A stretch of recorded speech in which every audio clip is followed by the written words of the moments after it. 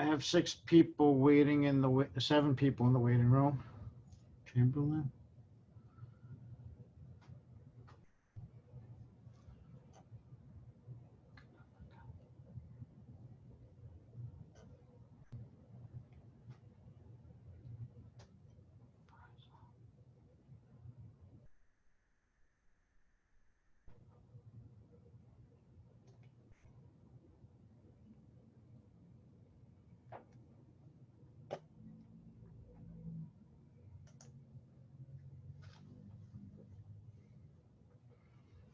What's up, Rob?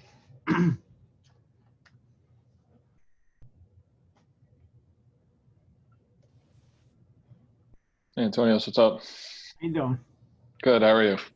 Awesome. Another day.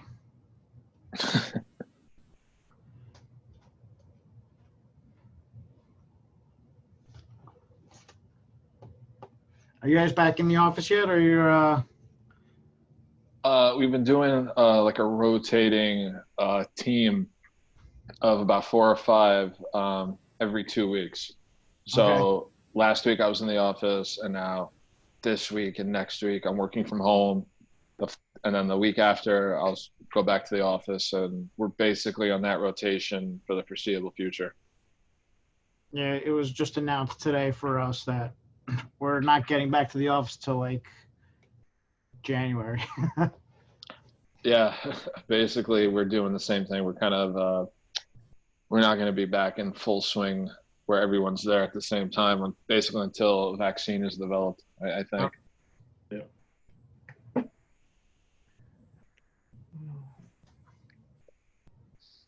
You guys been managing all of this well? All the what? I said, have you guys been, like, as a company, been managing this well? Yeah, I mean, the numbers are a little off, but as to be expected. But overall, we're doing okay. That's good, man. I'm happy to hear that. Thank you.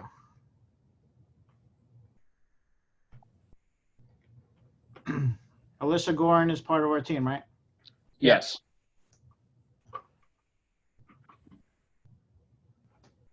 I'm trying to let everyone in that we know. And I think Jen Taylor, if you see her pop up, she is as well.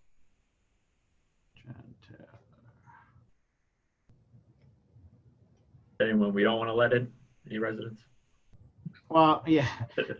In another minute, I'm going to let everyone in at the same time. Let me just grab my charger.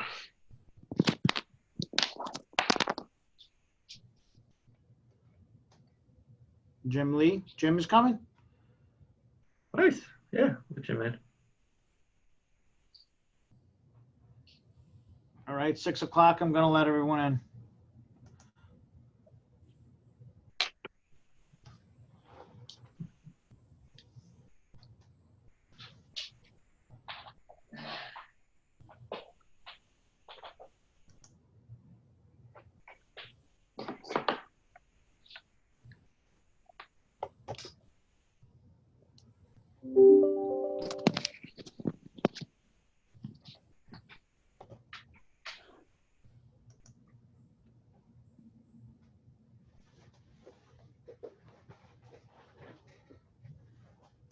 Oops.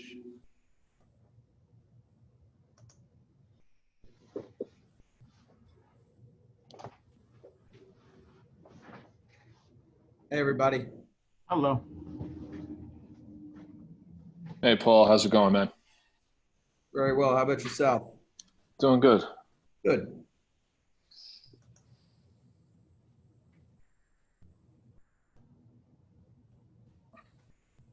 Hi, Councilwoman. You're muted. Hello, how are you? Hey, Hey, Councilwoman. Councilwoman, how are you? Good.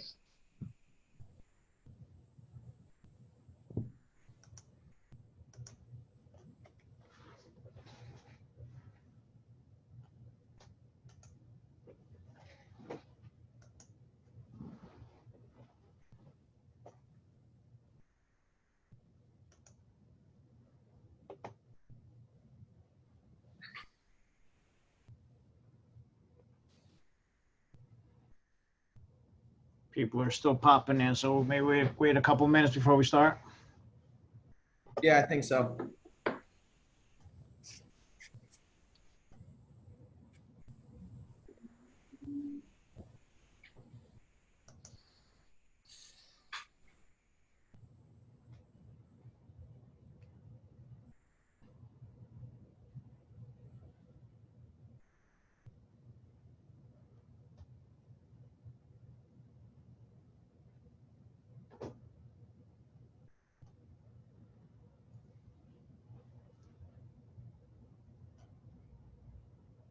It's like popcorn. You gotta wait like 30 seconds before you open the door, right? Exactly right.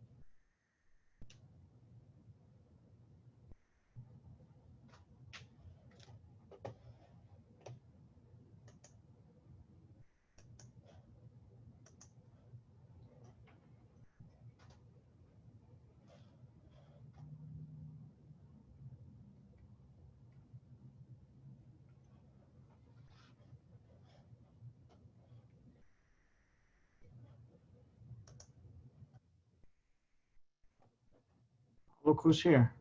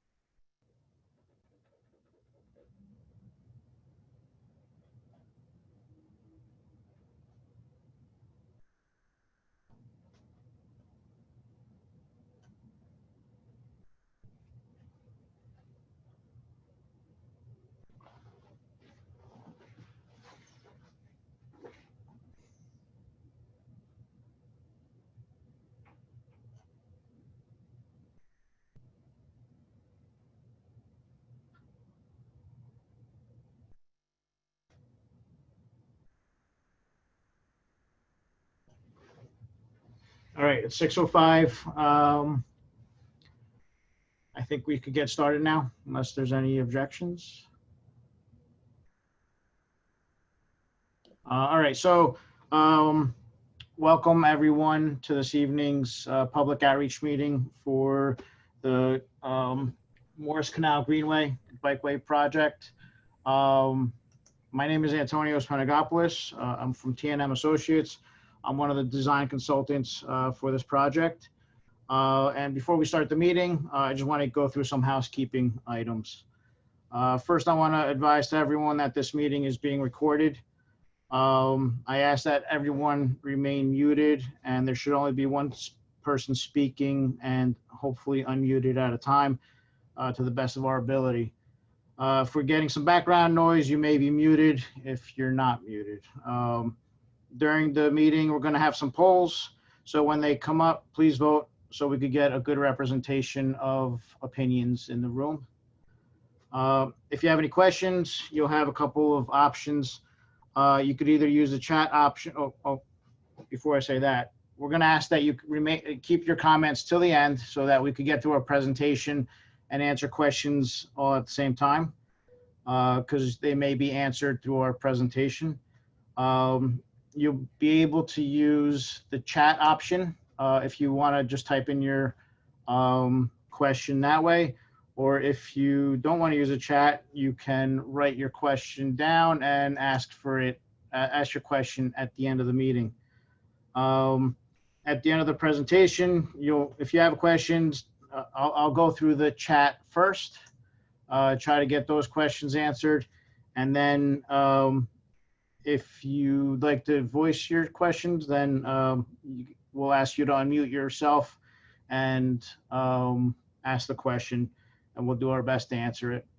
If you're on the phone, *6 unmutes you, and then *9, *9 will raise your hand so that we know that you're looking to make a comment.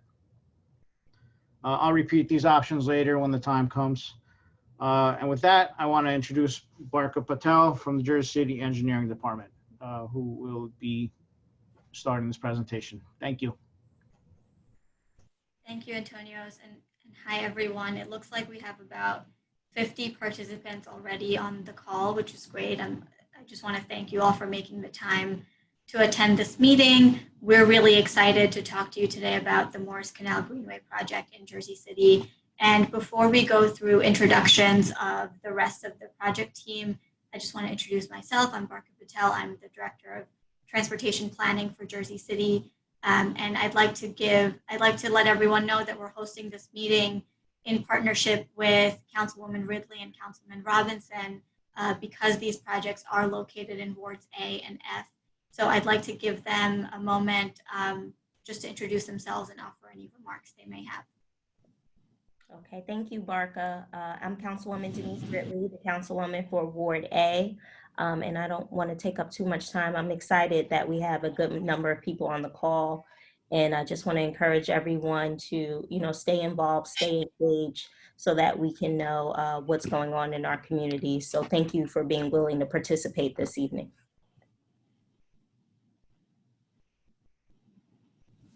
Hello, everyone. I'm Councilman Jermaine Robinson, Ward F. Just want to repeat the same thing. I know we have a lot of things to do today and on our schedule. Director, I'm just going to say thank you for all the work that you do, and all the participants. Thank you for showing up and paying attention to what we have to offer. And I'm glad to be here. I'm excited about the Greenway. So Director Patel is on you. Thank you. Thank you, council members. So I'd like to start by just sharing that there is a large team of many different groups of people who are involved in this Greenway project. We have federal funding, we have state partners, we have regional partners, and then we have a number of consultant teams across the many city agencies that are involved here. So there's definitely a lot to keep track of, and we're doing our best to coordinate efforts and make sure everyone is in alignment. So I'm going to start by having each of these groups introduce themselves so all of the residents know who is involved with the planning and designing of the Greenway segments. So I'd like to start with the city staff, starting with the Division of Engineering. Hey guys, how are you? My name's Paul Russo. I'm the Director of Engineering for Jersey City. This project is incredibly exciting. I've had the opportunity to work on a lot of great projects, but this one in particular, I'm really excited about because it'll stretch across such a large portion of Jersey City. I also live right near Lincoln Park, so I'll be utilizing it when it's fully built out. And it has a lot of potential to really connect Jersey City and give people a place to get some, healthy exercise in a protected environment. Good evening, everyone. My name is Drew Banghart. I'm a supervising engineer in the city's engineering division. Very excited as well for this project. I think it's going to be a great amenity for residents and visitors alike. Even commuters, where you look forward to it getting a lot of use and being a great connection across the city. Thank you. Thank you. So Paul and Drew from the engineering division work very closely with our funders and are managing this project and making sure it moves quickly, and we're meeting all of the deadlines. So now very quickly, I'd like to go through the rest of the people involved from the city, moving over to the JCRA. Rob. Good evening, everybody. My name is Robert Napiorski. I'm an assistant project manager at the Jersey City Redevelopment Agency. And this is kind of like a passion project for me. I grew up in Ward A. My family still currently resides there, not far from the Country Village segment of the Greenway, which is the section that we are having the most activity on working on. So just happy to be here, and we look forward to getting this done and delivering it to the residents of Ward A and F and the rest of Jersey City. Thank you, Rob. I'd also like to now recognize the funders of this project. So on the call are representatives from the New Jersey Department of Transportation and the North Jersey Transportation Planning Authority. I don't know if you want to quickly introduce yourselves. Chamberlain, NJTPA, and I just say hi and hand it over to Amy. Yes, this is Amy Jefferson from the North Jersey Transportation Planning Authority. We are the municipal planning organization for the Northern Jersey area. And we helped with the selection of this project. It is in the Regional Transportation Alternatives Program. That's about all I have to say for that. Great, thank you. I believe we also have members from the EPA, which is another funding partner for this project. And lastly, we have our consultant team. So that's T&M. You guys want to quickly just introduce yourselves? Sure. Good evening, everyone. I'm Pete Bondar from T&M. I'm the project manager in charge of the design of the project. And my name is Antonios. I'm here to help Pete in any way he needs, and also the city to make sure this project goes as smoothly as possible. Great, thank you. And lastly, I promise, our consultant, Street Plans, who is helping us with the design work for the on-road segments of this project. Hey everybody, Mike Leiden, Principal of Street Plans. Yeah, thrilled to be here with you all tonight and look forward to diving in. Thanks. Great, thank you. So that's all, just to give you all an idea of all of the people who are involved. This is certainly not everyone who's involved, but as you can see, there are many different agencies coordinating between all of them to move this project forward. So we'd like to now move to the presentation portion of the project. Antonios will share his screen and we will go through the slides. I want to remind everyone again to please mute yourselves while the presentation is in progress. And if you have any questions, please enter them in the chat before going through this.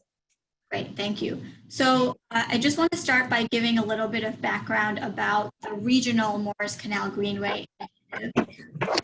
Morris Canal was a 107-mile coal carrier canal that extended across northern Jersey and then across the Delaware River into eastern Pennsylvania.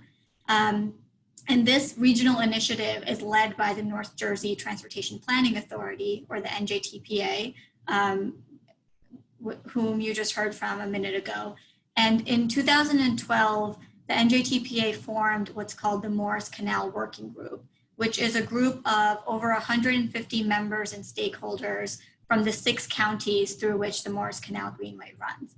And the primary purpose of this group is to work to preserve to the greatest extent possible the former Morris Canal right-of-way, and specifically to convert that right-of-way into a pedestrian and bicycle greenway. So this is a regional effort which has been underway for a number of years now.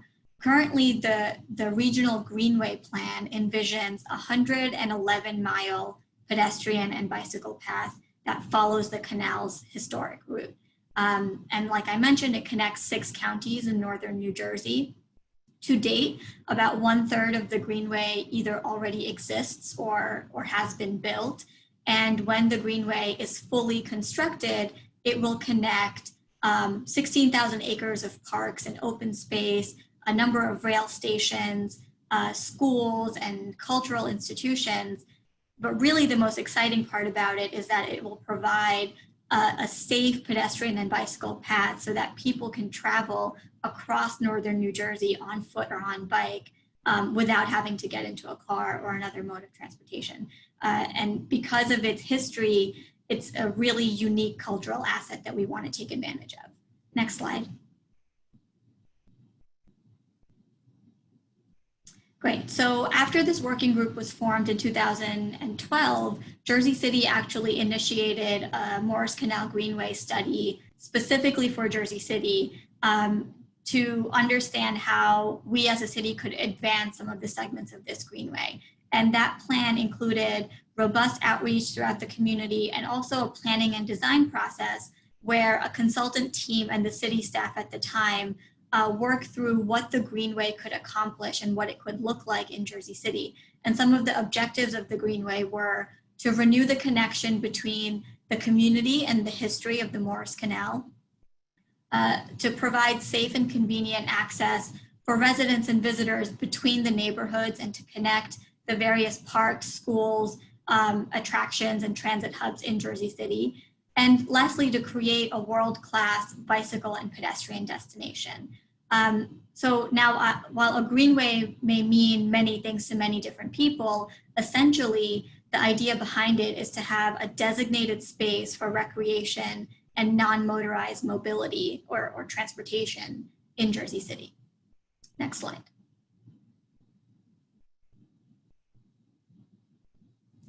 So the Morris Canal Greenway portion in Jersey City consists of an 8.5-mile route, which includes both on-road segments and off-road segments.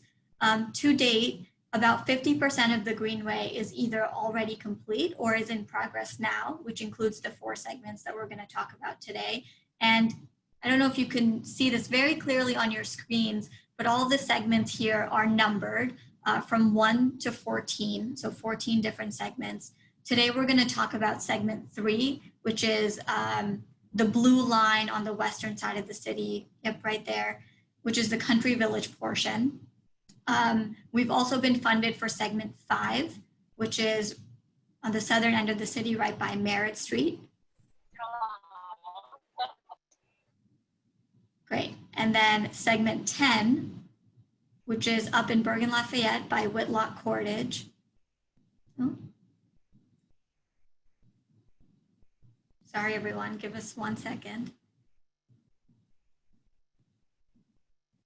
Yep, and segment 11, which is the other blue line there.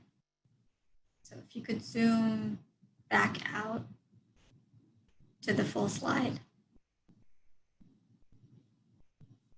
Okay, great.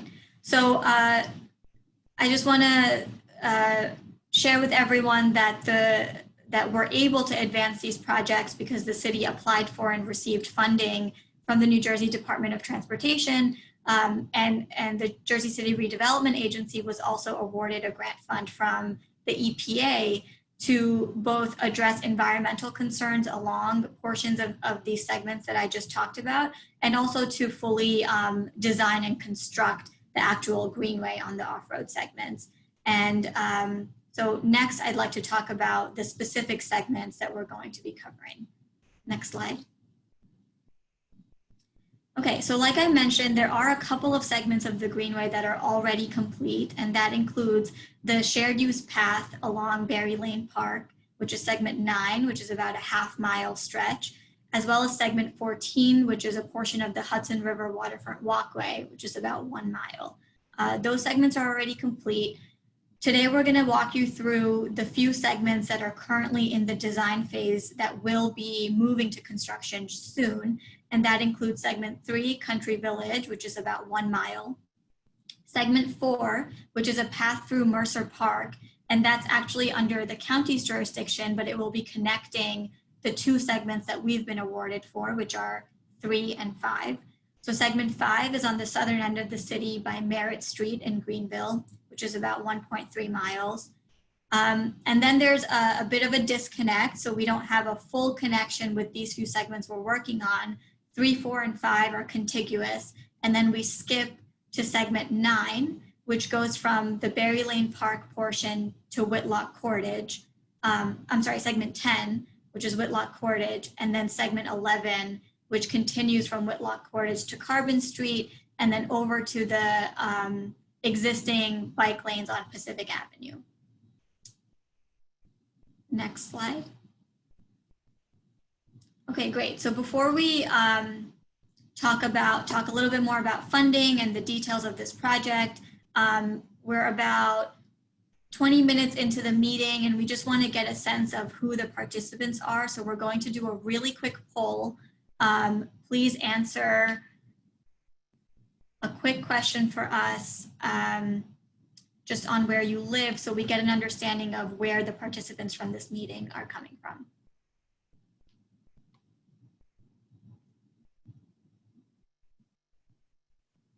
Antonios, I don't know if you need to provide any instructions on the polls. Yeah, just click on your choice, and then the poll could be minimized so that you could see the whole screen again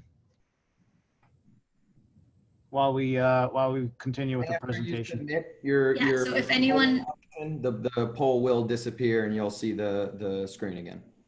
right, and if anyone has any questions or is having any trouble with the polls, please just enter a message in the chat and we'll try to help you. But for now, we're just gonna let the responses come in and continue with the presentation. So I'm going to hand it over to Pete from T&M Associates, who's one of our consultants, to talk about the project funding and also to start with segment 3 and walk you through what the plans are for segment 3 of the Greenway. Thank you, Barca. Again, my name is Pete Bondar from T&M. I'm the project manager for the design. As you can see on this slide, between the city and the redevelopment agency, they received 2 grants, totaling $4.3 million, which will cover basically all the costs for this project. So we just want to say thank you to the DOT, the NJTPA, and the EPA for help funding this great project. Next slide. So let's talk about the first segment, which is segment 3, the Country Village section. So this starts basically at Route 440 at the jug handle where the entrance to Society Hill is, runs down the original alignment of the canal along basically an undeveloped green space right now. You'll see a couple photos there of what it looks like right now at the entrance to McGovern Park and also adjacent to Sullivan Drive. And this will continue down to McGovern Park and then make a left onto Custard. And that's where it's going to turn to a on-street segment. So if you go to the next slide. So this is an aerial view. Just to get your bearing, the top right is Society Hill.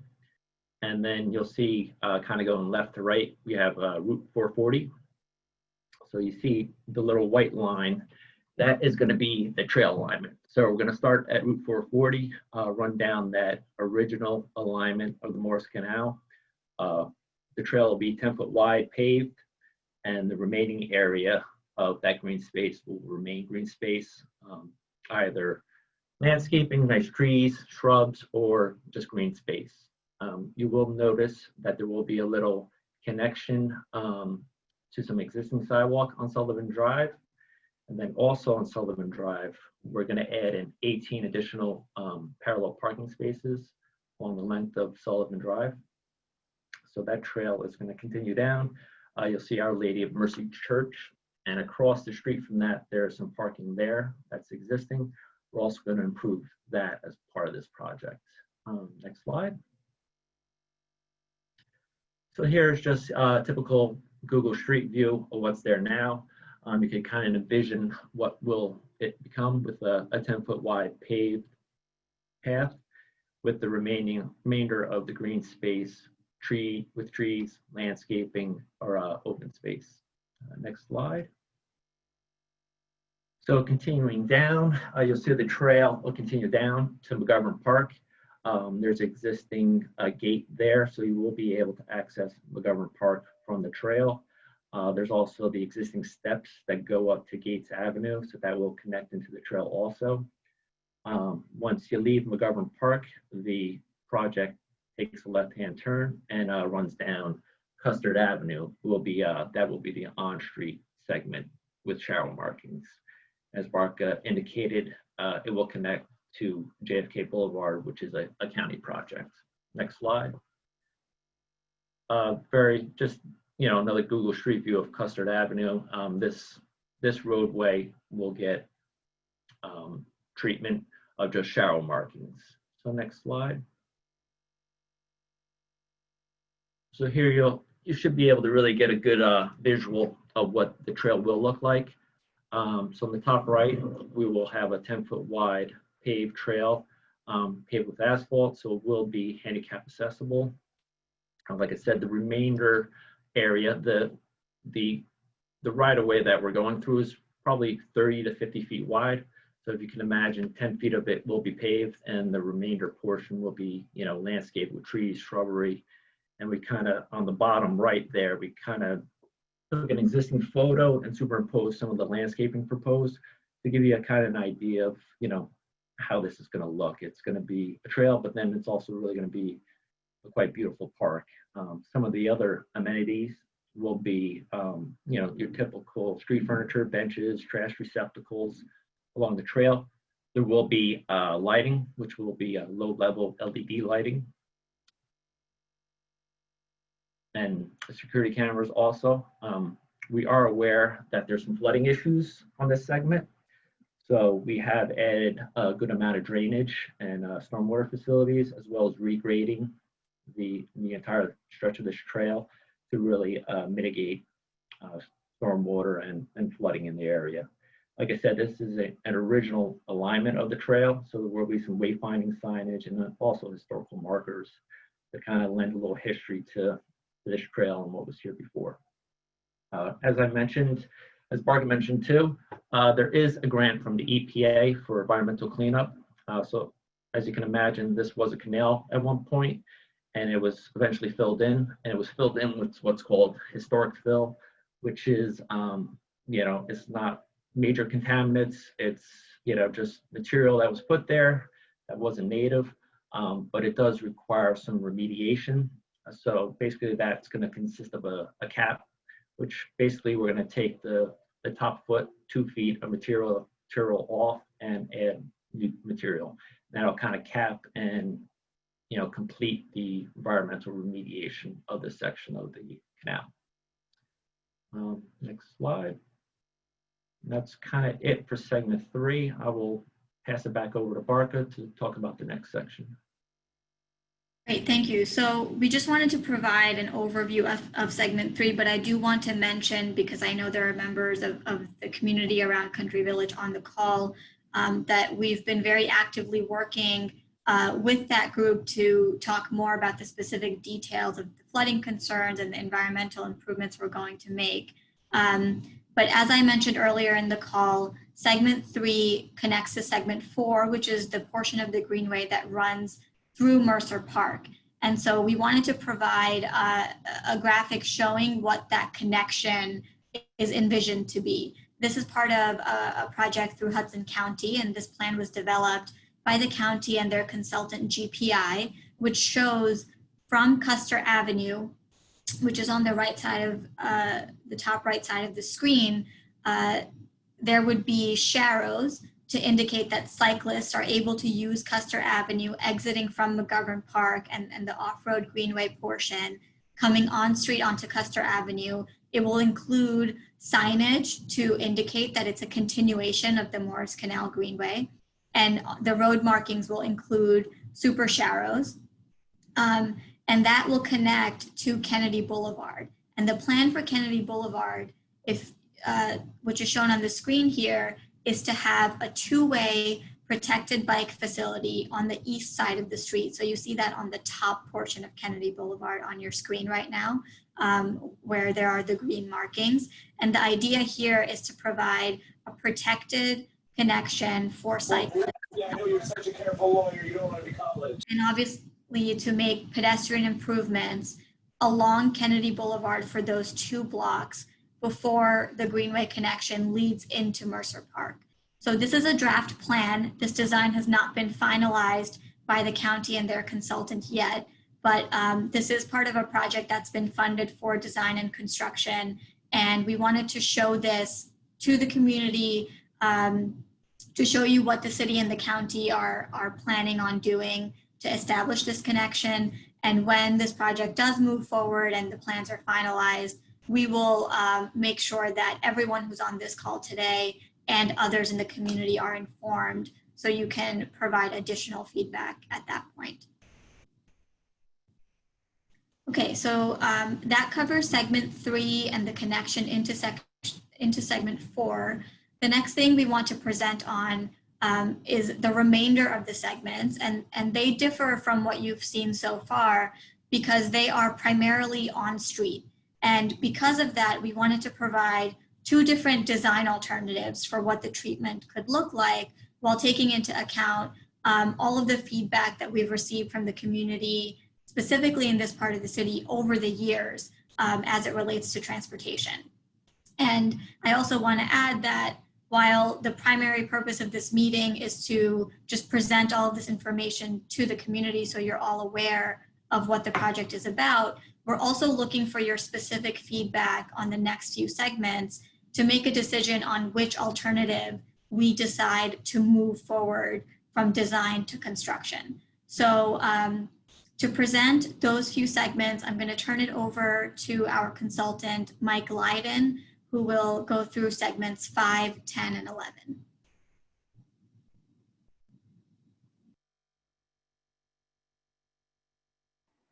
Thank you, Barca. I was on mute. I was just getting control of the slides here. So good evening again, everybody. I will be flipping through these options, which we'll be looking at for segment 5 and 10 and 11. And Tonios, I'm unable to advance the slides. Oh, there we go. Okay. So just to reorient you here at the bottom of this, whoa. Sorry, everybody. We're having some control issues. Okay, great. So segment 5, to zoom in at Mercer Park, is going to utilize Merritt Street for 2 blocks to go east-west and connect to Garfield Avenue for a 1 long block long stretch, and then link into Gates Avenue as currently planned, or potentially Seaview Avenue as an alternative. But right now we're proposing Gates Avenue be utilized along the southern sidewalk. There could be a 2-way bike path and walking path there. And then to Princeton Avenue to continue north-south, up to Avenue East to Caven Point Road. So this is the segment 5 that we're zooming in on. You'll see those 2 orange circles are 2 areas that we decided to highlight to show you existing conditions and then what's proposed for these 2 options. So to zoom on the ground, what Merritt Street looks at as you approach Avenue C is, again, a residential context. On the right, you don't have a development for the most part, but you have a pretty low volume residential street that enters Avenue C, which is actually a pretty wide intersection. And so the goal for both of these options are to enhance the connectivity through this sort of awkward offset intersection with Avenue C at Merritt. And so we were looking to improve both the walking experience as well as the cycling experience. So throughout the rest of these drawings, as I go through them, option 1 is a little bit more focused on the protected bike lane option. So how we would move people cycling safely, while also making improvements for pedestrians. And then option 2 is a mix of protected bike lanes and shared use lane markings. And so the protection level for cyclists is reduced a little bit in exchange for more enhancements for pedestrians. And so that's the overall approach that we're weighing and looking forward to your input on this evening. So here's option 1, what that would look like. So we'd run a 2-way protected bike lane on the southern edge of Merritt Street using high visibility markings through the intersection with Avenue C, and then adding 2 curb extensions on Avenue C itself. And so the option here, is to shorten the crossing distance for pedestrians, as well as include other amenities such as landscaping and green infrastructure that could help filtrate stormwater before it gets into the drainage system. As well, along this segment and all segments 5, 10, and 11, there will be lighting enhancements and, of course, additional pedestrian mobility enhancements like crosswalks. So this is just a snapshot of option 1. This is a segment of protected bike lane that would link along all these different street segments in segment 5 to comprise about 1.14 miles of protected lanes. In terms of the pedestrian space, you're looking at an additional 8,258 square feet of added space for walking, jogging, etc. And that primarily comes in the form of these curb extensions, which vary in size. Speaking of which, the following option, option 2, is that option where we would be looking to fit in protected bike lanes where they would be feasible, but also to minimize parking loss in the neighborhood. And this option, because we use less space along the curb, allows for some additional pedestrian space throughout the whole corridor. So here you can see a much larger curb extension, the proposal for some trees, and of course maintaining the green infrastructure in the 3 or 4 large, or the 2 very large curb extensions there, and then 2 smaller curb extensions on the north side of the street. And so this is intended to slow down traffic and to make walking easier. Now this would bring the, a little over a mile of protected bike lanes down to under half a mile of protected bike lanes in exchange for almost 3/4 of a mile of shared use lane markings, which in this image are what you see in green there with the white dash lines next to them.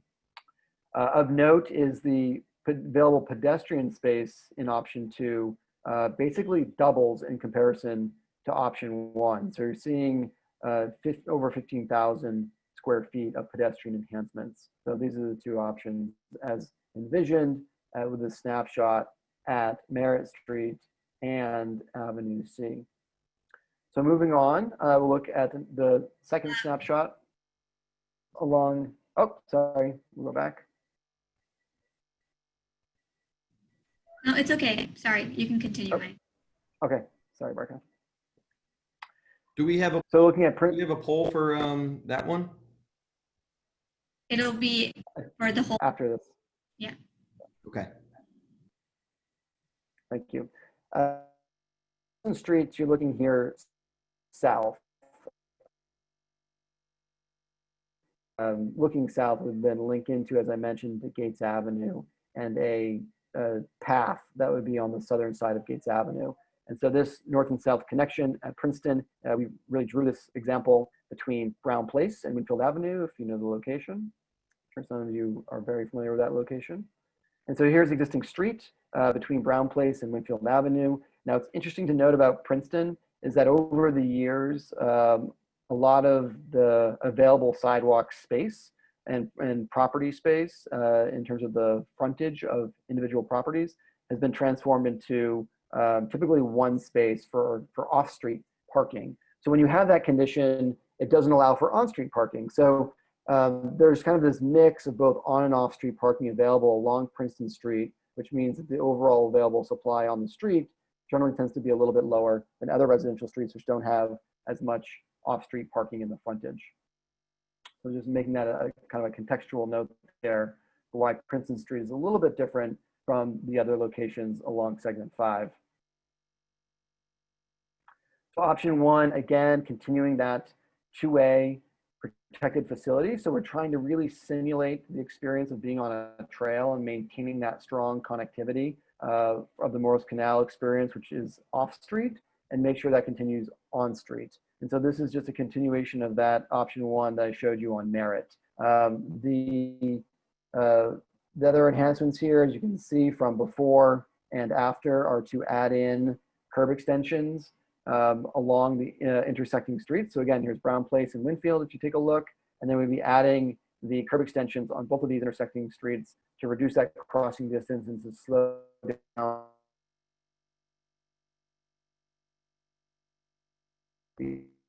getting that. Option 2 looks at using just Mike, shared use lane. I think you froze for about 10 seconds. Could you just go back about 30 seconds and repeat that?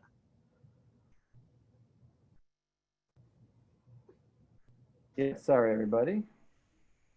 I'm going to go back there. Okay, so from option 1, I was just noting that there are also pedestrian enhancements on Winfield Avenue and Brown Place, which are curb extensions and some green infrastructure. And again, with amenities like new lighting along the corridor, more pedestrian scale lighting that would help with visibility and safety at night. These curb extensions are smaller with the 2-way protected option, And the second option would allow for expanded pedestrian space, just like I showed you on Merritt, although the trade-off here is that we would lose the on-street protected bike lane. And one thing I wanted to note is where you see those little arrows in the green paint, that's where you would have driveway entrances to private parking off-street. So there's a lot of places along this stretch of Princeton Avenue where that would be the case. So moving into option 2 would be additional pedestrian space. Sorry, there we go. It's slow to flip to the slides here. You'd have additional curb extensions, but the trade-off being that we'd use just shared use lane markings and keep the limited amount of on-street parking that's on the western portion of Princeton Street today. And you can see here again where we have those white arrows over the green paint. We see the no parking markings on the asphalt there in those spaces. One thing to note of benefit for this project is that Princeton Street, if you live or walk along Princeton, you'll know that the majority of it there does not have any crosswalks over Princeton Street. So if you want to travel east and west across Princeton, there's very few places to do that. There's long stretches where you're unable to do that. And so we're trying to bring that amenity in as a safety and visibility measure for pedestrians in this option, which is again going to be a nice benefit along with the added curb extensions. So I think we'll stop there and we'll take a quick poll on preferences for those who are in attendance tonight between option 1, which focuses on protected bike lanes all the way through segment 5, and then option 2, which is looking at a combination of protected bike lanes and the shared use bike lane option. And then the hybrid approach is one that we consider further to mix and match these elements. So please take a moment and submit your response to this poll. Thank you.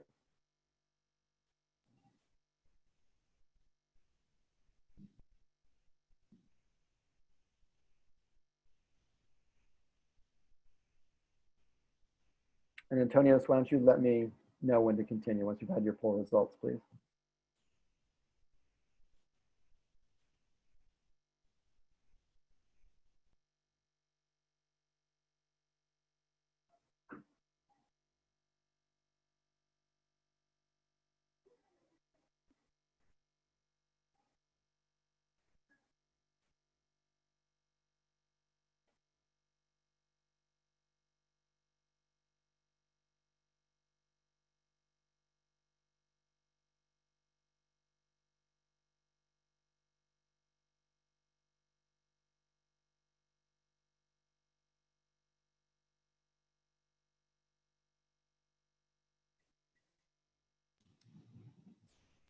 I was muted.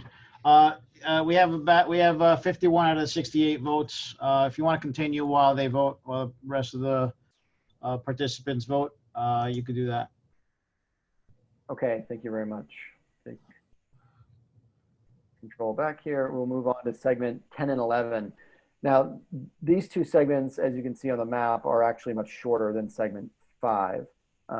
This segment hooks into the existing protected path for walking and cycling inside of Berry Lane Park, and would provide a protected crossing treatment over Communipaw Avenue to Whitlock Cordage, right? So this would be an off-street trail for segment 10 around the backside of Whitlock Cordage, and that connection would then link into Maple Street, where both in options A and B, which we aren't showing you tonight, but options 1 and 2, would include a protected bike lane, two-way protected bike lane on Maple Street adjacent to Lafayette Park.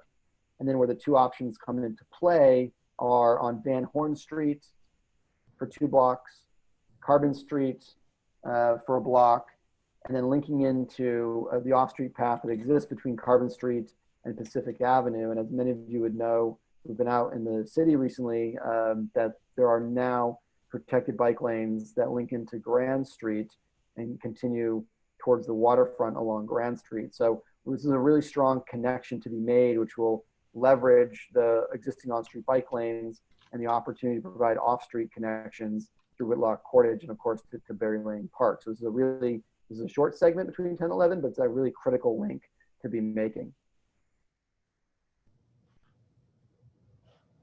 Moving on. There we go. So we selected Carbon Street as the one to show you the two options on here. So again, mostly residential context here. A narrow street with relatively low traffic volumes, but again, an important street to make a strong connection on for the Greenway. So the existing conditions in plan view, the one thing I want to call out here is that, you know, as many intersections in Jersey City as an old city, there's some pretty funky intersections. And so you'll see on the left there on your screen, the big wide buffered area. And we found this to be a great spot to make the intersection more intuitive for people driving, walking and cycling, and to make a strong connection along Carbon to the existing path, which is just off your screen there at the Halliday Street intersection. So this is option one, again, carrying through this concept of a two-way protected bike lane. We would basically slip it behind that large curb extension on Van Horn Street and Carbon Street, bring it down to Holiday Street and facilitate both a crossing, but also curb extensions that create a normal four-way intersection at Holiday and Carbon. If I go back to the existing image real quick, you can look at that Holiday Street intersection and how wide the pavement is there and a lack of crosswalks. And this improvement would make sure that that intersection is tightened up to be safer and easier to cross if you're walking, cycling, and driving. I would note that option one includes 0.67 miles of protected bike lanes from Communipaw down to Pacific. That is, again, on and off street connectivity, and then more than 12,000 square feet of amenities. So the curb extensions, the landscaping, green infrastructure, trees, new lighting, and the additional crosswalks. And option two really doesn't present a large difference in terms of the gained pedestrian enhancement space overall. As you'll see, the numbers around 12,500 square feet is about the same. But the difference comes primarily in the on-street facility for cycling. So again, very similar to segment 5 in that regard. Another thing to note is that if we were to go with option 2 in terms of cycling infrastructure, when the two-way path on Maple Street, so over there by Lafayette Park, because Van Horn and Holiday Streets are one-way streets, to use the shared use lane marking treatment rather than the two-way protected bike lane would require splitting the Greenway into those two directions for 2 blocks. And so you'd have an east-west connection, a north-south connection on Holiday, one way that's southbound, and then northbound would be this bike lane connection on Van Horn.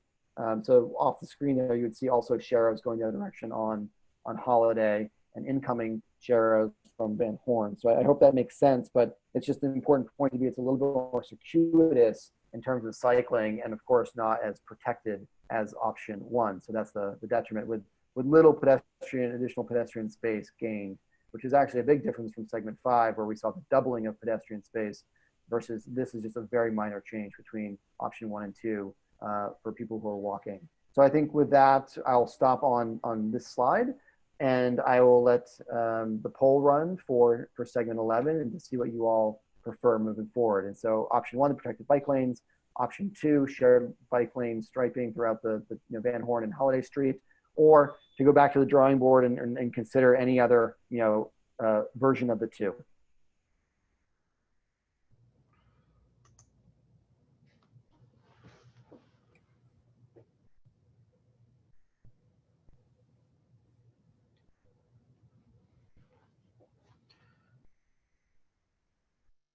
So while the poll is running,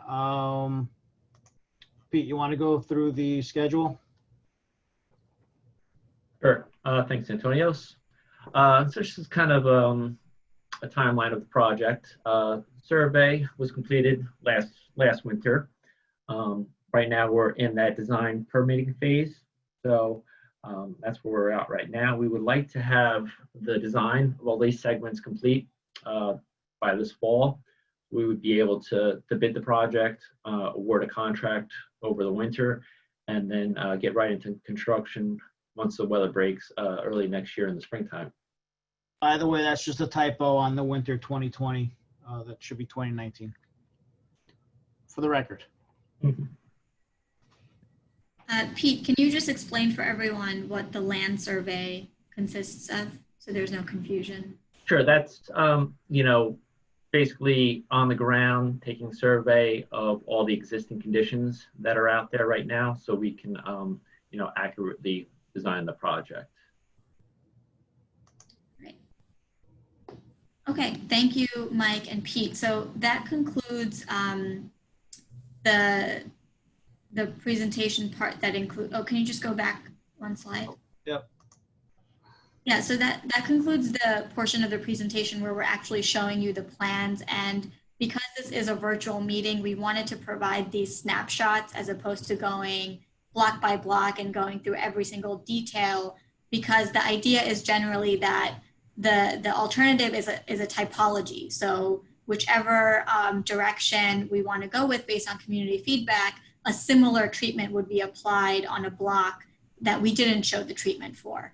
And we wanted to ask for your feedback today so that we can get a better understanding of which alternative resonates more with the community and which one we want to move forward to construction. We know that over the past year or so, as we've been building out the bike network in the downtown portion of Jersey City and a little bit in the Journal Square area, there has been quite a bit of demand for more infrastructure like that in wards A and F. And so we wanted to show these options while also being mindful of other considerations that go into it, because we do have narrow streets and the streets have to serve all users for all different purposes. So those are the snapshots. There was one question that came up from earlier in the presentation that I just want to clarify. So the portion of Custer Avenue on segment 3 that goes from McGovern Park to Kennedy Boulevard will have sharrows on that street, and we do not anticipate the loss of any existing parking on that street because it will just include sharrows and maybe curb extensions. So that's just a point of clarification there. Before we move on to the question and answer portion, I just want to present one more question or two more questions. The first one is that now that you've seen all of these concept plans, we just want to let you know that we will be moving these plans to final design and incorporating other elements that you kind of just heard us talking about but didn't necessarily see on the plans. And so we want to ask you overall, in general, if there are any specific elements that you would like to see incorporated throughout the Greenway segments. And so you'll see a question pop up on your screen here.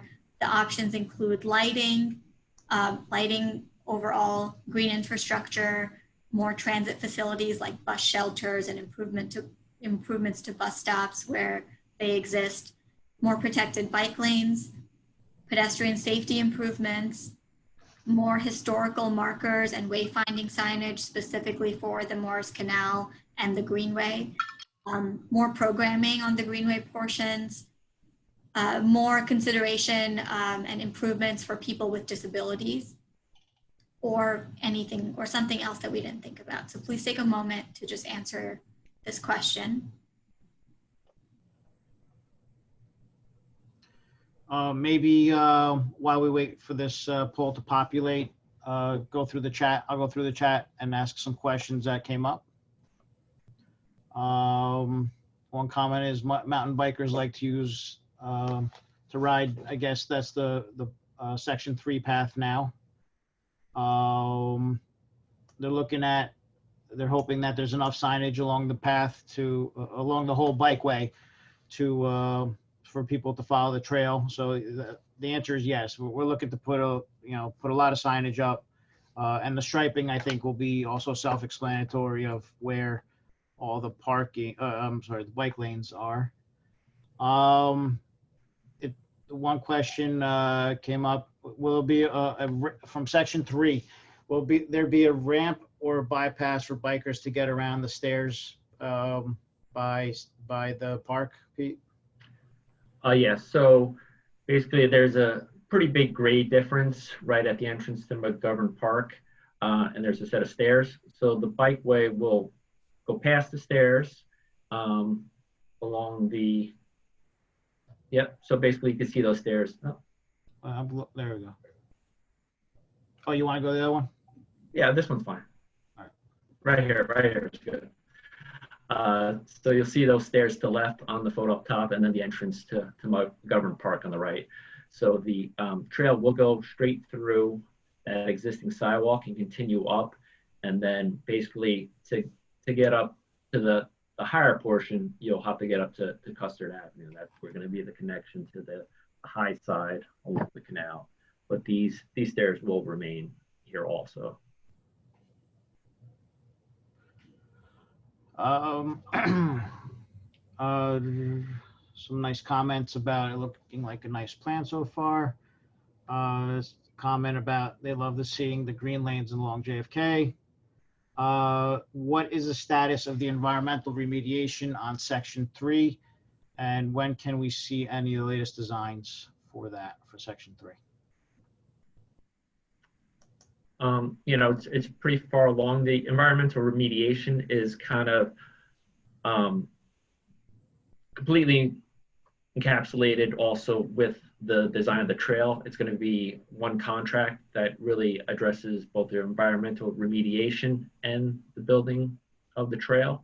Those plans are pretty well developed. You know, they're much more technical than what we're showing you here, but we can, you know, certainly show them at you know, a later point and really sit down and go through, you know, the environmental remediation and the actual engineering design along this segment, which is pretty much fully developed at this point. So I'm sorry. through the rest of the questions and actually open it up for people to speak and ask us their questions, let's just do the last poll question. Yep. And so if everyone answered the question about which elements they would like to see, the last thing we want to ask you before we move to the Q&A is we've presented a number of concepts here today, especially for the on-street segments. We want to know, would you like to see a demonstration project, which would be a temporary way of testing out what the alternative would look like, whether it's protected bike lanes or curb extensions or other elements. And we would implement this in a really temporary, low-cost way using paint and traffic cones or other removable materials for a period of a couple of days, 1 to 3 days, to give everyone an idea of what this treatment would feel like on the street. So we want to understand if you would like to see something like this tested on the street before we commit to the full design.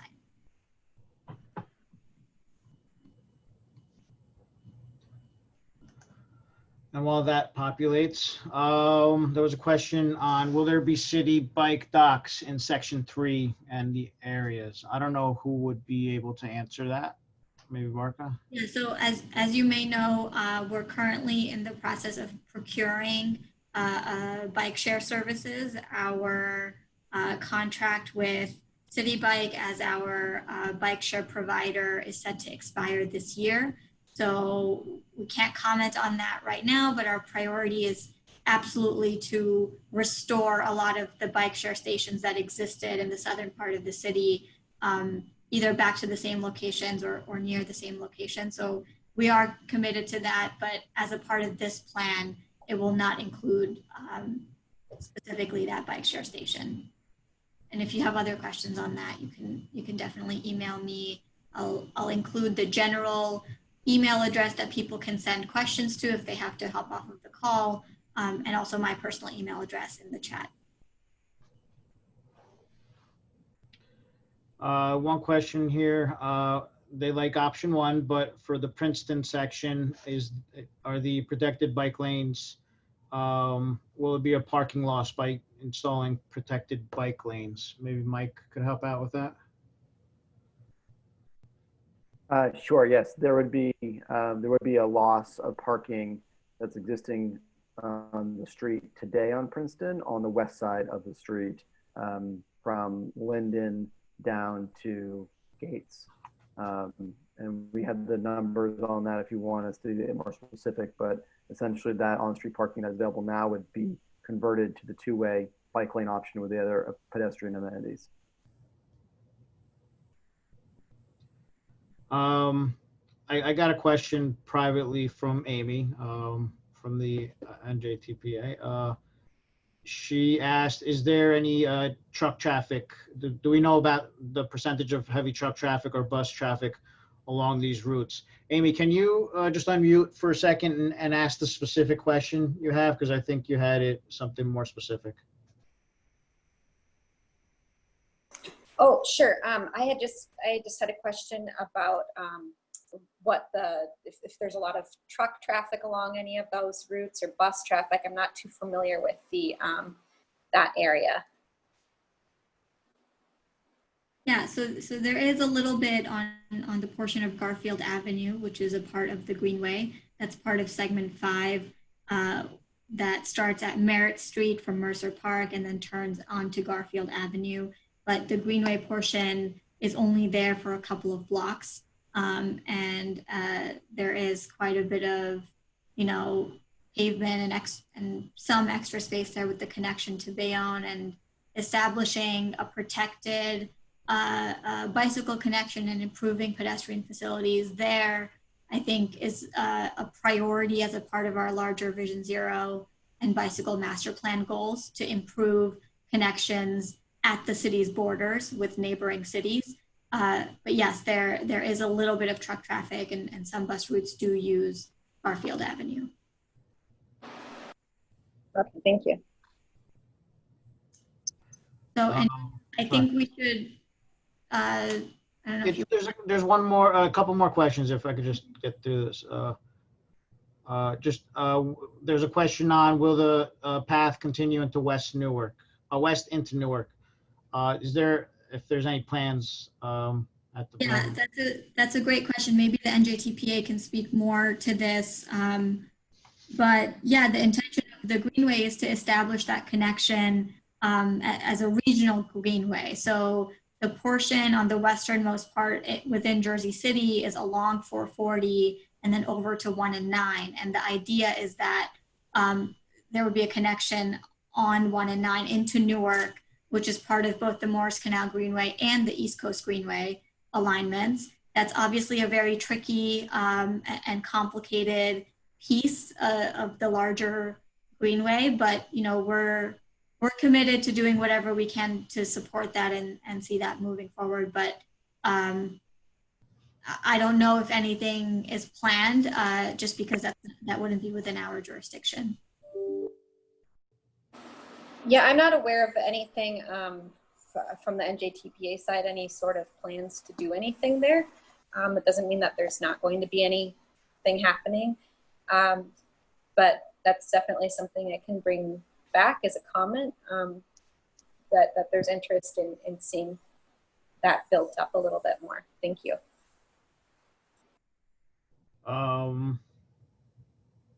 Will the Morris Canal connect to the Essex Hudson Greenway? It's a similar type of question. So I'm assuming it's going to be a similar answer, that the hope is to... Yeah, so if you're referring to the Essex Hudson connector as part of the Ice and Iron Trail, I believe that's what the question is about. The two don't link that way, but the other greenways that run through Jersey City do try to establish a connection between each other. So that connection into Secaucus to Laurel Hill Park is on the other side of the city there. I just saw very quickly, Antonio, sorry to interrupt, but there's a comment that says some attendees are trying to get. Yeah, I let them in. It's like watching the stock market board go on all these screens. I think we should try to, if anyone wants to call in with a question or speak as opposed to just the chat, we should just offer that as well. Yeah, I guess let's. I'm going to go through my screen and see if anyone has a raised hand. I don't see any raised hands. I don't think that option is there. I don't see it on my screen. Okay, then why, if someone wants to unmute themselves to ask a question, feel Well, I'll start. I have a couple questions. Thank you, Barker, for addressing Custer Avenue, because I know there were some questions about whether or not parking was going to be removed there. So you answered that. When we're looking at JFK, that might be more of the county's job to handle because JFK is a county road, as you mentioned.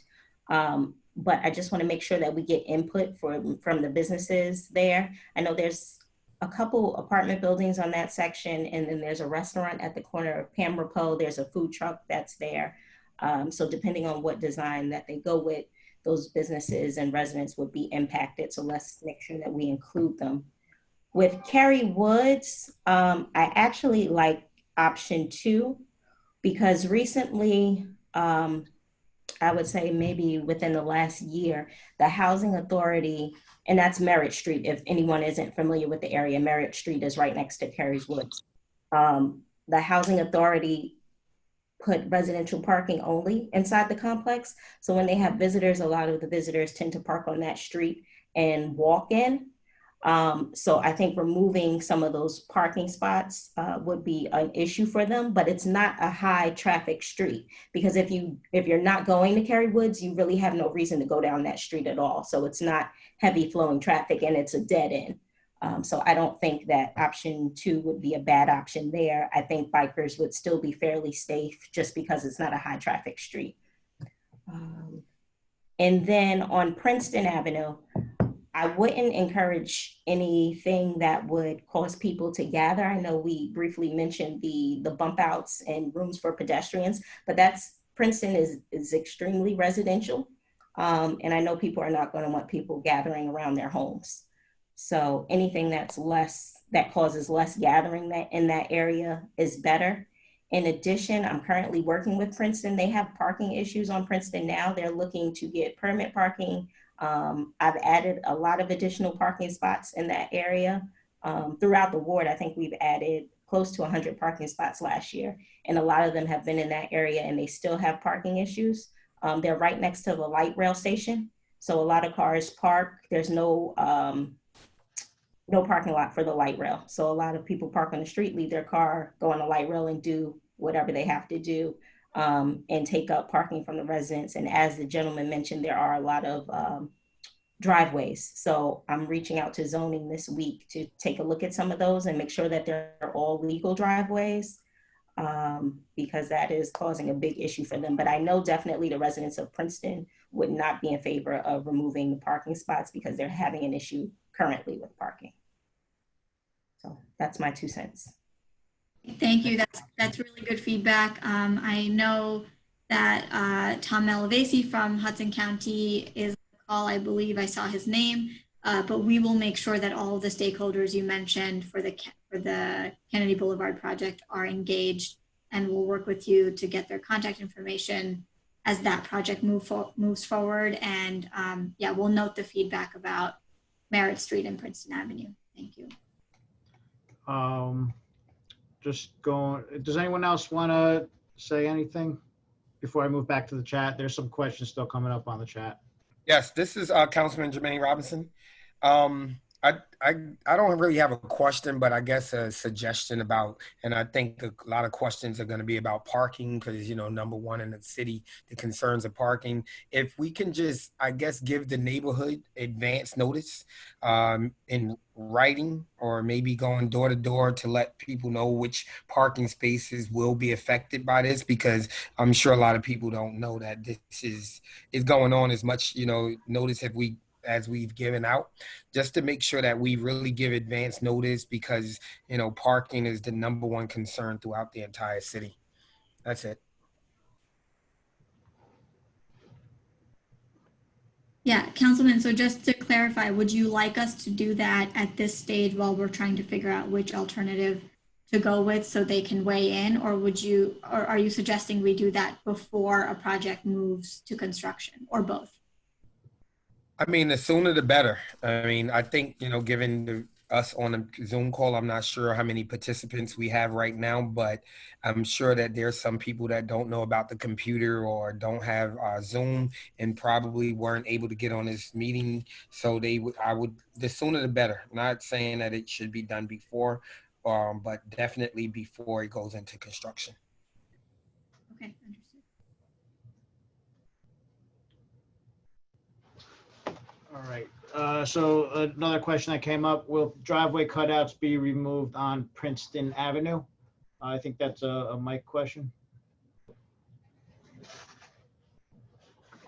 Well, I think Councilwoman Ridley actually mentioned that there could be some illegal curb cuts there that might be inspected for legality. At this point, though, that's a separate process. But for us in the design, we do not contemplate closing any of those existing curb cuts, not knowing as the designers exactly which is legal, which is not at this point. That would be great information to have before this is finalized. But at this point, we would not be closing any, and the treatment we're using is malleable. Let's say if some were to be closed in the future, then the striping or treatments could then be responsive to that, because it's primarily just paint in terms of the cycling infrastructure.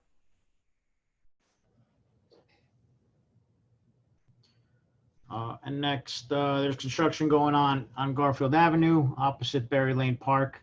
Is that work related to the canal plan? I don't know if someone could help with that. That sounds like an engineering question.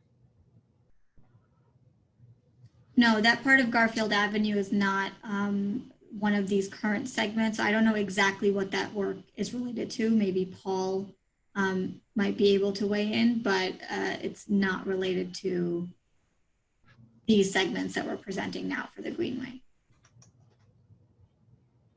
So that's near the light rail station that they're mentioning? I'm not sure.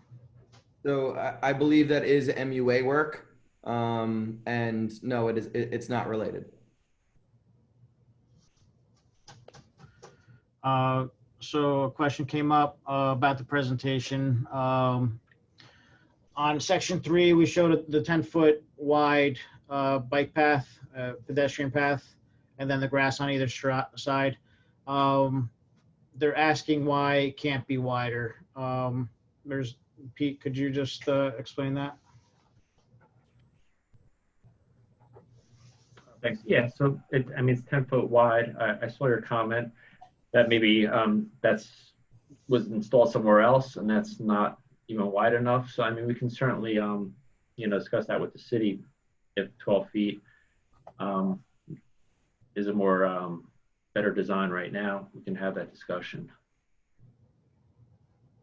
Does 10 feet is the typical design, but we do have a lot of area if we want to expand the width to 12 feet. We can definitely explore that option also. Does making it 12 feet trigger different DEP permits? No, I would not think so. There's another Princeton Avenue parking question. Back to the councilwoman's concerns.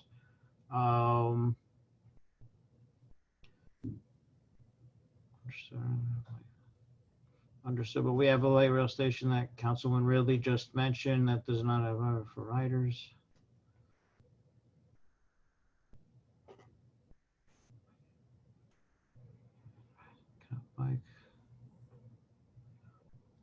There's some comments. I asked that someone that wants to make a comment say it instead of, I'd rather not make the comment for them.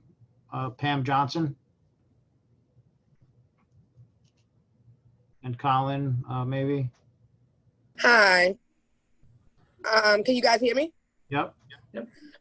This is Pam Johnson. I live on Princeton Avenue. And we already have, as Councilwoman really just said, and Councilman Jermaine Robinson just said, we already have issues around Princeton Avenue when it comes to parking. I do know there are a lot of driveways that are not legal, but even with figuring that out, we still, have parking woes on Princeton, mainly because of the light rail station and folks parking their cars on Princeton, leaving them there all day.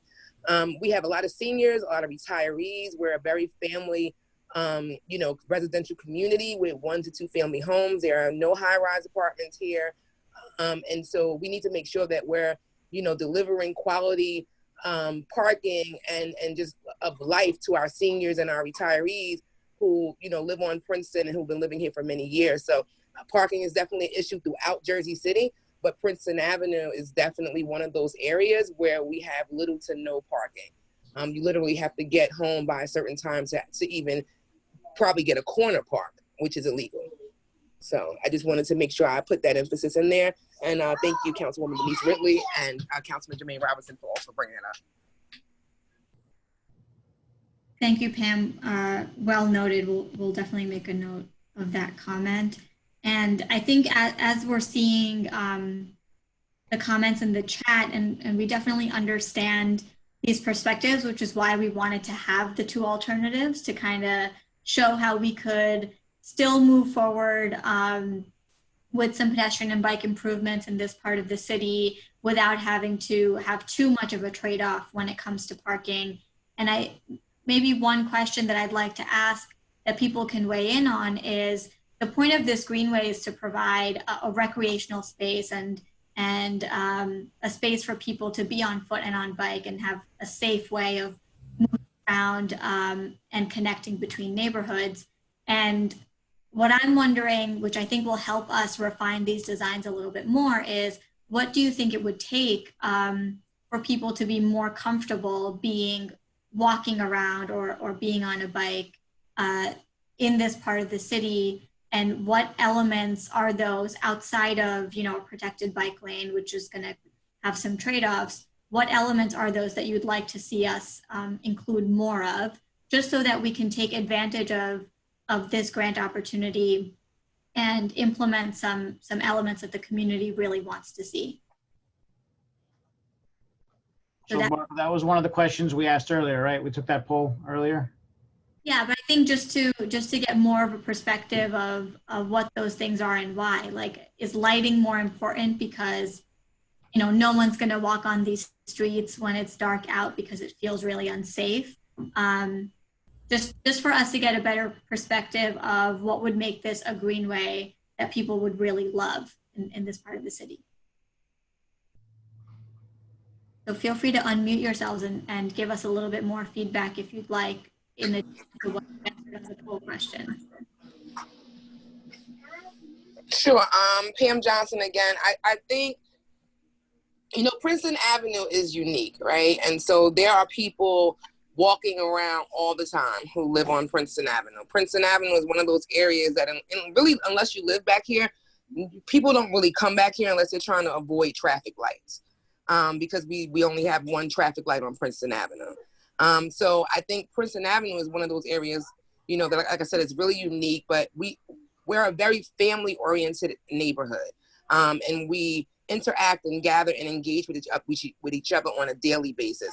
So I think like Councilwoman Ridley said, I heard her say, we want to be careful about bringing crowds and areas where folks can gather, because we don't have that back here, and nor do we want that back here. I think, we like our neighborhood. We like the interaction that we have. We're very diverse back here, and we all interact and engage with each other. So if we're bringing additional traffic, like the light rail already brought, transients through the area that we don't know.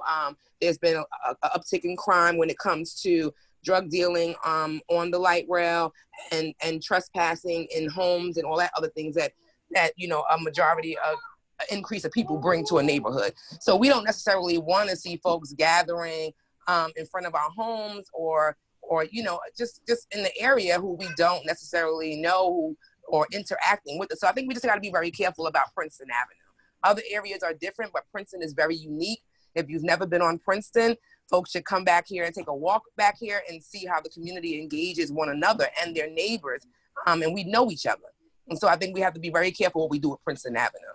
So I would just like to see the neighbors have, and the homeowners, I'm one of them, but like to see them have an input. I mean, a lot of them are not on the Zoom call, I told them about it, but they were unaware of it. So I think if we can have some surveys passed through the neighborhood, engaging the homeowners, residents, tenants about what's being suggested, that and their input can be utilized. I think that would be great.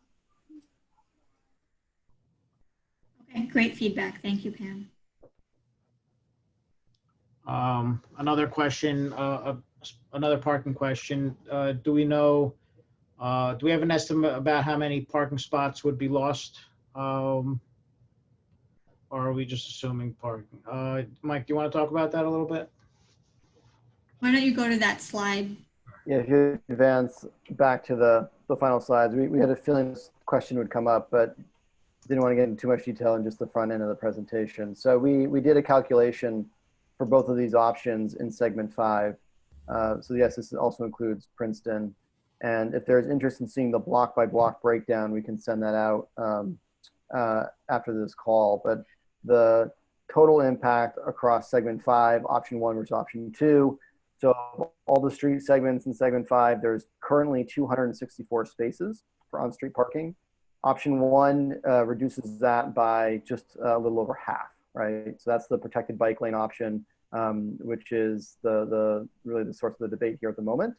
And that's assuming there's a protected bike lane on every single block through segment 5. Option 2, there's a 22% reduction in available parking spaces. And a lot of that, I just want to note, is from the curb extensions, which would be put into place primarily in places where you're not technically allowed to park today, but people do. So when we were counting on-street spaces, we were counting basically where cars were parked. And a lot of times they're within that setback from the crosswalk or the intersection. So that would be, a far less reduction in the street. The reduction we would see is because of the curb extensions primarily, and a couple of their spot treatments, but mostly it's for that reason alone. That is a summary of the parking across segment 5. And then for those who've not talked much about this, but just to note, if we get to it, that with segment 10 and 11, and primarily, in segment 11, since segment 10 is off street, that the parking loss is existing 72 spaces. Option 1 would again reduce that by about half, from 72 down to 34 spaces that are available. And then option 2 would go from 72 spaces down to 56. And again, for those same reasons, with those curb extensions to shorten the crossing distances. And as noted with Van Horn and Halliday and a couple of the other intersections, to make those safer places, just as four-way intersections rather than skewed wide, strange geometries. And so we'd lose a couple of those road parking spaces, if you want to call them that. So that's the summary between the two. And again, we'd be happy to share this spreadsheet for those who are really interested at a later date.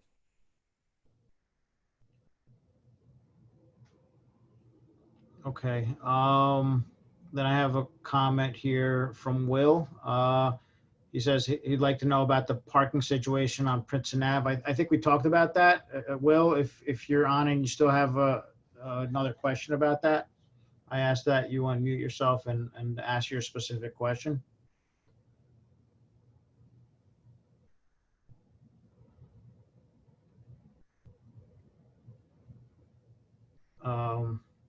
The next question is, will there be CCTV cameras in section 3 and other sections? Pete, could you help out? I know we're talking about that on section 3, but what are we doing with the other sections? Yes, definitely on segment 3. The plan envisions cameras along the stretch. The on-street segments, we really haven't discussed including cameras. So there's nothing planned as part of this project for the on-street segments to have cameras. Just cameras on segment 3 is the plan right now. But we want to hear from you. So if there are specific areas along the other segments that really need that, and you'd like us to try to incorporate that within the funding that we have, then please do let us know. Either here or in the chat or on the email address where you can send your comments after this meeting.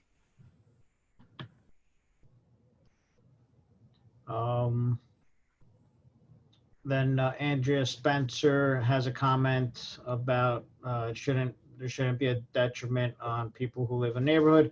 I think we kind of talked about that with the parking in general. Andrea, do you want to unmute yourself and ask a specific question?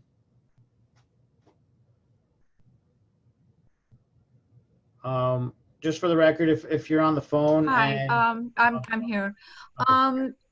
It wasn't really a question. It's just that I've noticed with a lot of these things, they ask people in the neighborhood what they think.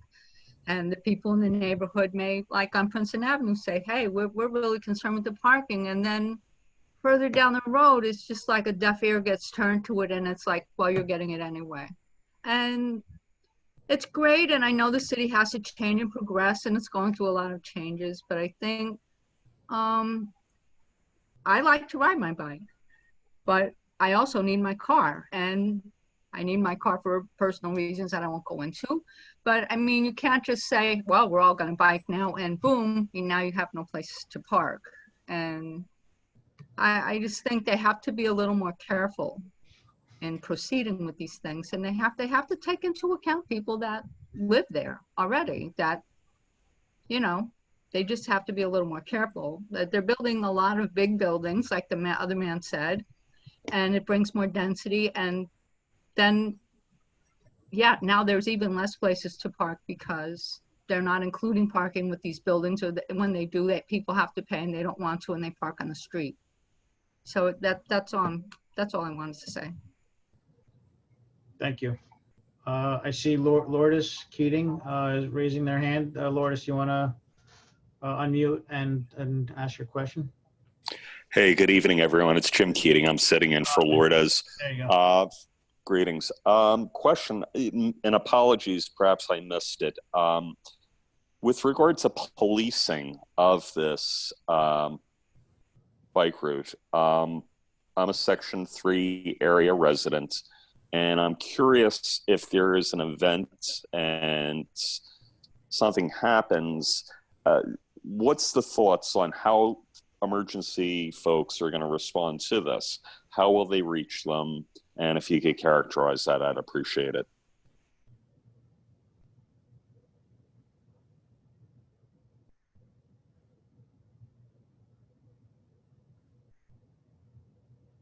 I'm sorry, I don't think I understand the question fully. So are you asking if there were to be an incident, how emergency services would respond along these segments, or if there's an event scheduled? Maybe you can just repeat the question in a different way. Sure. What I'll do, I'll rephrase it.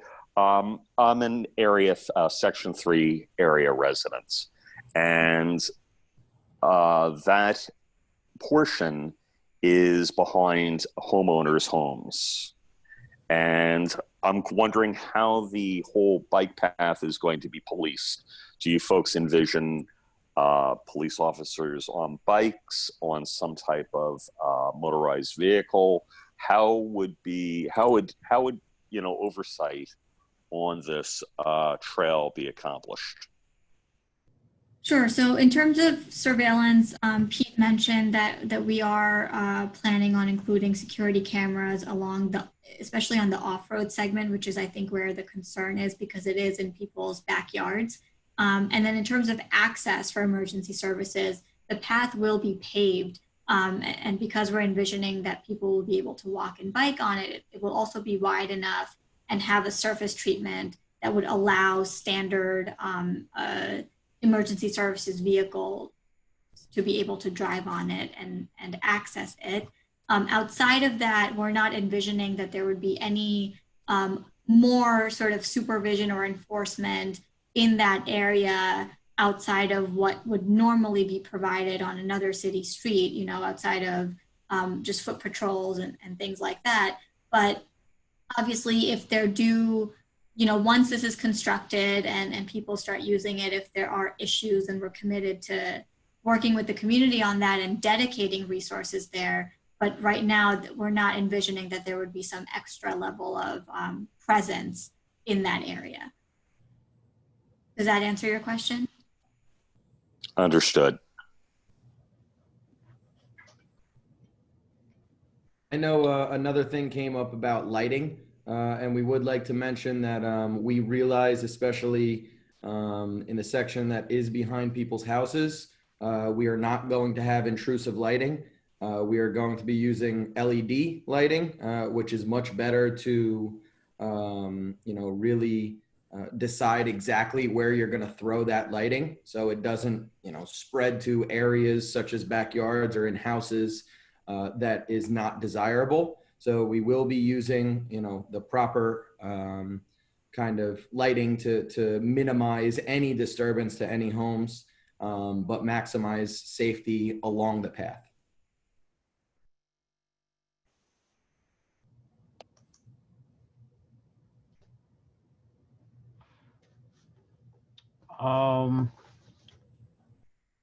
Mr. Keating, did you have any other questions? Sorry, before you continue, I just want to say, because we are past 7:30, I just want to make one quick announcement in case people have to get off of the call. So these materials that were presented here today and other resources are available on the city website if you'd like to review them after this meeting ends. So the website is jcnj.org/Morse Canal Greenway, all one word. And if you'd like to leave us any comments that you weren't able to bring up here in the chat or through the audio, you can email us at cityplanning@jcnj.org. And we'll stick around for a little while to continue answering questions, but for anyone who has to leave, just wanted to make that announcement, and I've also posted that information in the chat. Okay, I'll turn it back over to you, Antonio. Thank you. Next hand, Mr. Keating, sorry again, are you done with your questioning? No, I appreciate the clarification. Thank you. Okay. Mr. Steve Dworkin, you have questions and comments? Yeah, thank you. Looking at the street layout for Princeton Avenue that people have been talking about, I've only driven myself on the northern end of it, but I see a very similar problem in terms of bike access as we have up more on the west side and Bergen Avenue that I'm more familiar with. But in Jersey City we have a lot of these very long, narrow blocks.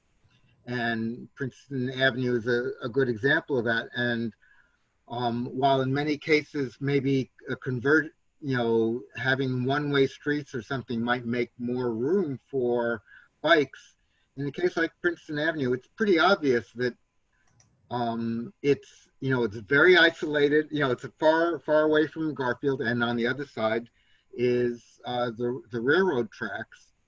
To have a major a bike or rails to trails type of trail run through the middle of it, which I love to bike on when I can, does not to me even seem appropriate for a street like that.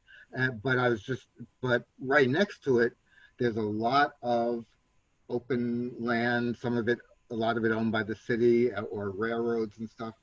And have you considered the possibility of having that it might be better to have a real bike and pedestrian trail rather than try to run through the middle of a very isolated street?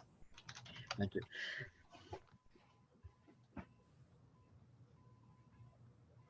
Yeah, hi, Steve. So the answer is yes, and there are segments, specifically past Linden Avenue, past Princeton Avenue, where the alignment is on next to these rail corridors and more off-road segments that would feel more like a trail.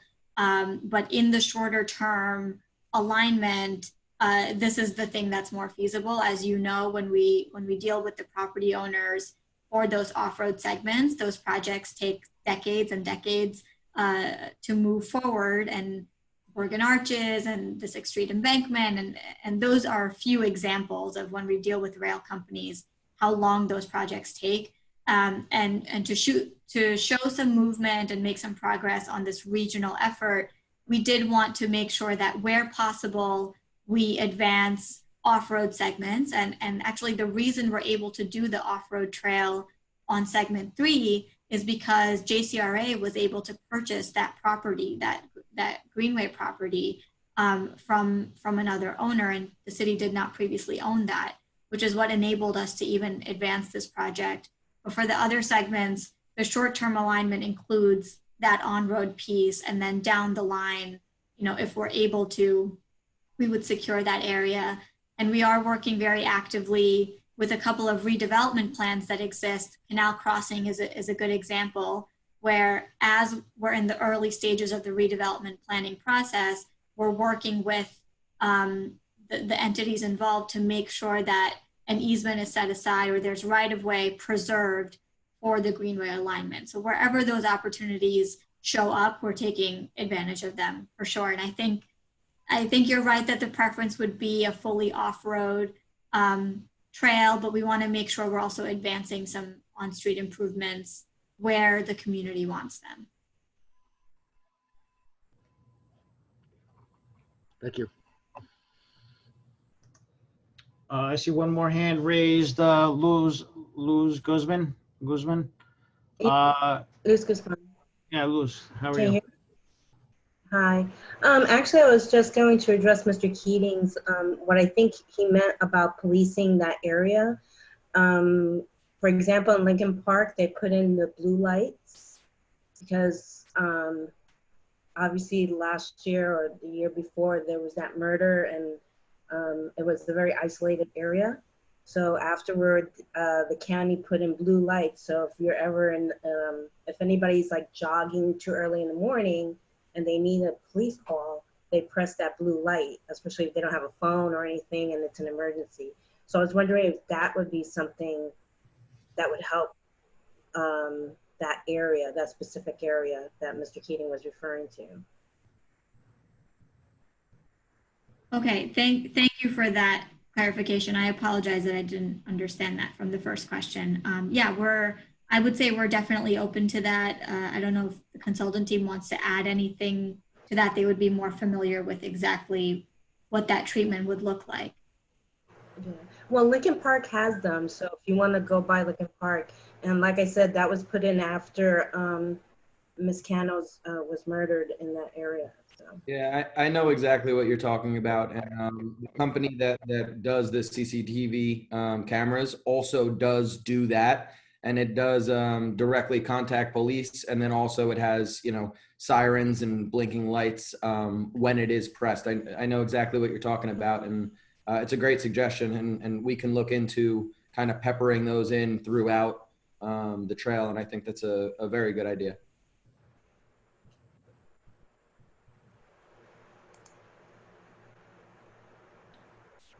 So I don't see any other comments or questions that have not been addressed. I may be wrong, but I just ask that anyone that has a question on that's in the meeting, just unmute yourself and introduce yourself and ask your questions. Again, if you need to unmute yourself if you're on the phone, just dial *6 and that will unmute you.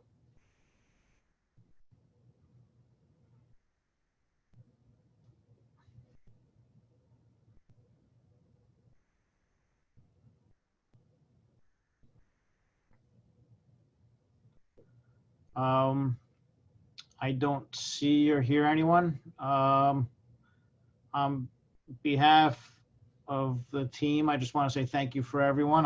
You know what, Barca, you want to close it up? I was going to say the same thing. I just wanted to give an opportunity to the council members in case there's anything else you'd like us to discuss before we end the call here. I don't have anything else. Just thank you to everyone for getting on and providing feedback, because that's important and that's what we're going to need to do this thing, the right way and get all of our needs met for bikers, pedestrians, and those who are still using their cars. So thank you, everyone.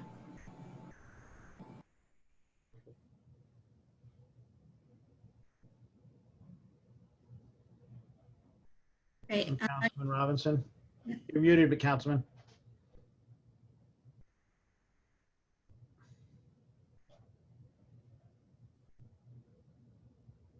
Or frozen. Or off. there you are.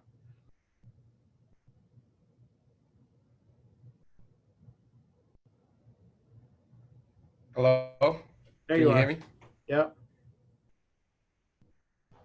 We can hear you. You're coming in a little slow though.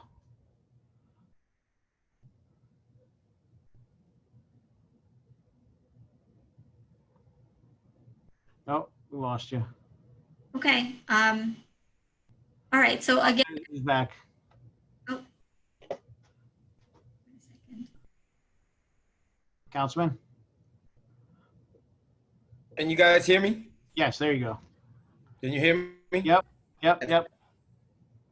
Oh, I just wanted to say thank you to, all the participants, and the staff that really put a lot of hours in, and the funders.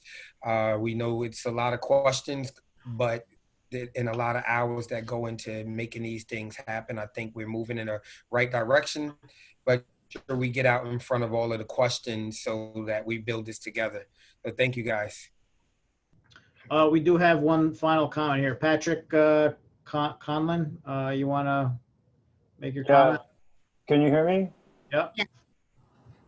I just wanted to, first of all, thanks. I think this was a great meeting. A lot of good ideas thrown around.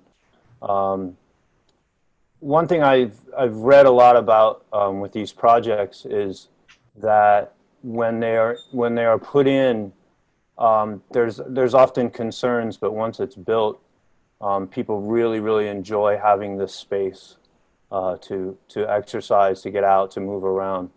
And ultimately, every trail project, I think it's across the country, really has seen an escalation in real estate values and an increase in economic activity that surrounds where these things go in. So it can really be a win-win for the community in that sense as well. So just wanted to make that comment. Thank you. I think 30 more seconds for any last comments, and then we'll wrap it up. What do you think?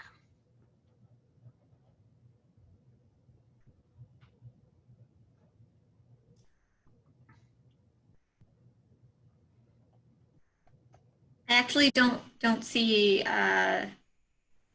anything else in the chat, Antonio. Yeah, the chat is a little quiet. I see no raised hands. Okay. So means we explained everything perfectly. Yeah. It was all you. It was all you, Mr. Russo. Well done, Barca. Well, thank you, everyone. Thank you once again for making the time for this meeting. I know we're running a little over the time that was listed. We really appreciate you engaging with us and giving us your feedback. And again, like I said, if we didn't get to your comment, please email us at the cityplanning@jcnj.org or visit the website to see the materials again. And we will send everyone who participated here today, or we'll try to send an update to our mailing list and keep the council members updated on any progress that we make through this project. And if you'd like to get in touch with me specifically, I've posted my email address in the chat. And with that, I wish everyone a good evening and take care, and we'll be in touch with project updates. Thank you all. Thank you, everyone. Have a good evening. Thanks, everybody. Take care. Night, everyone. Good night.